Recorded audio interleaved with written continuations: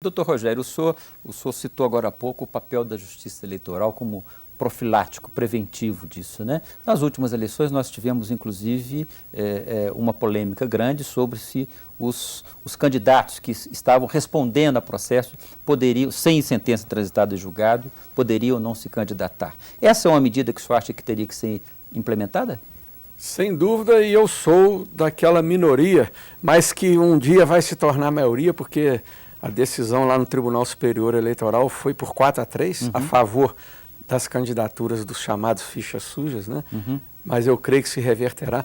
Eu tenho a impressão que exatamente por força desse dispositivo constitucional que imputa atos de improbidade administrativa no artigo 37, parágrafo 4º, e no próprio artigo 14, parágrafo 9º, dizendo que esses atos de improbidade são causa de inelegibilidade, eu tenho entendimento de que essa regra constitucional, ou esses dois preceitos constitucionais, são de aplicação imediata, porque eles são princípios, e princípios se aplicam diretamente. Como lembrava aqui o doutor Fernando, nós temos, nessa lei de improbidade, a mera violação a princípio implica na incidência da lei, mesmo que não haja dano ao erário, não é?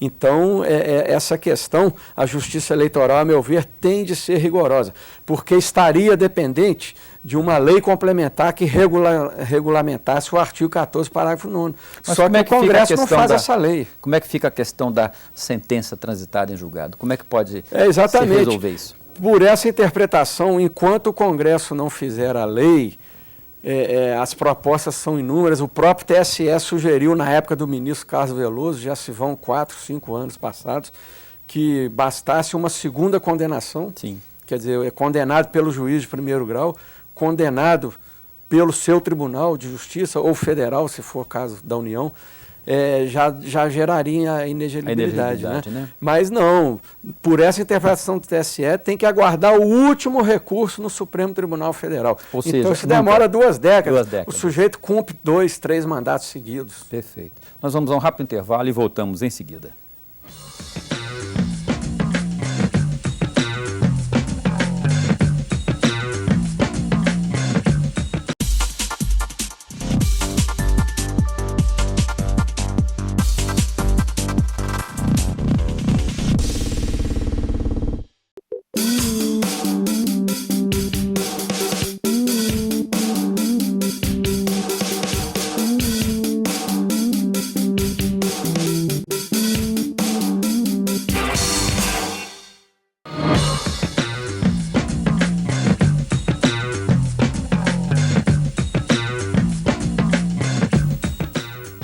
O Via Justiça está de volta, debatendo hoje a Lei de Improbidade Administrativa. Nossos convidados são o promotor Fernando Rodrigues Martins e o desembargador Rogério Medeiros Garcia de Lima, que é da 14ª Câmara Civil do Tribunal de Justiça de Minas Gerais. A nossa equipe foi às ruas de Belo Horizonte ouvir algumas opiniões a respeito deste assunto. Vejam as respostas.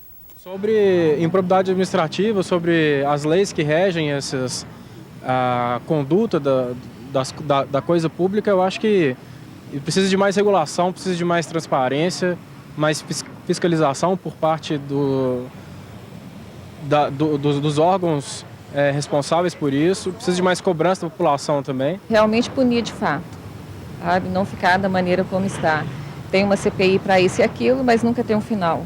Nunca realmente mostra, esse aqui pagou por aquilo que ele fez, pela improbidade dele. Quem cria as próprias leis são os próprios parlamentares. E eles já criam a lei sempre com a brecha, sempre com a possibilidade de eles mesmos manipularem, de criarem uma forma dessa lei não ser cumprida.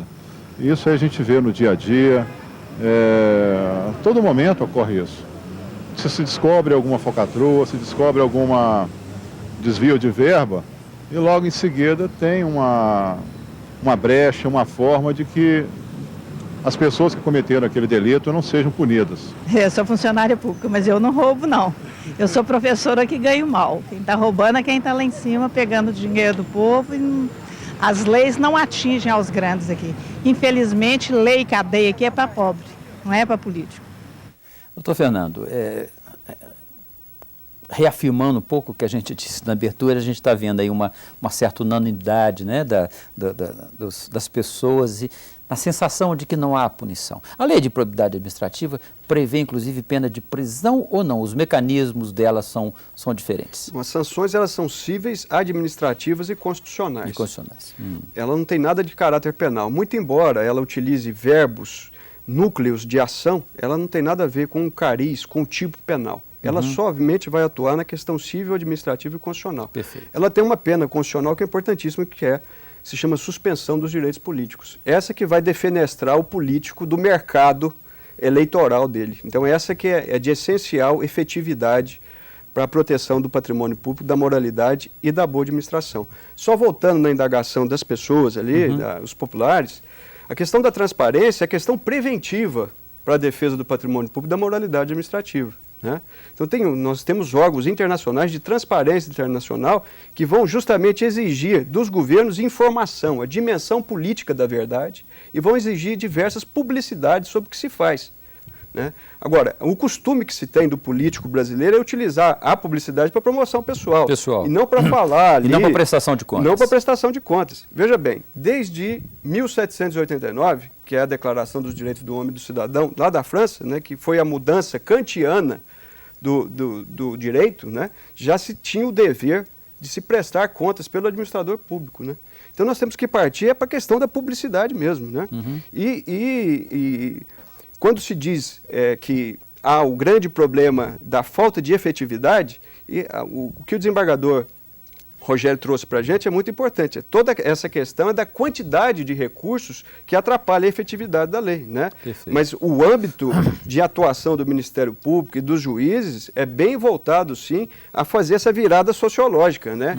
de higienização política brasileira. Perfeito. Doutor Rogério, quando falamos em improbidade administrativa, a palavra corrupção vem imediatamente à mente. Mas ela não está relacionada apenas com a corrupção. A improbidade pode acontecer também sem que haja má fé?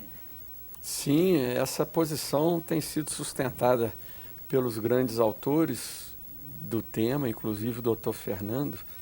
É uma conduta desleixada, né?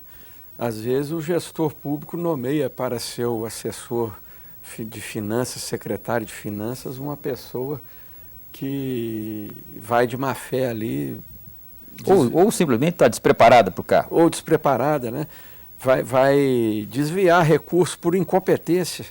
Então a negligência daquele que nomeou e do próprio assessor que malversou pode implicar na sanção a ambos, né?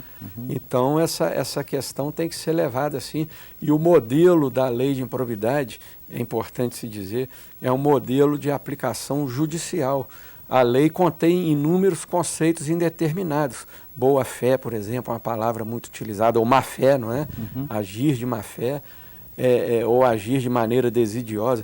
Então tem que haver uma interpretação rigorosa que o próprio legislador deixou na mão do juiz, sem ser arbitrário, mas rigoroso, de enquadrar esses atos, dentro sempre da preservação da moralidade administrativa e da superioridade do interesse da coletividade em relação ao interesse particular dos políticos.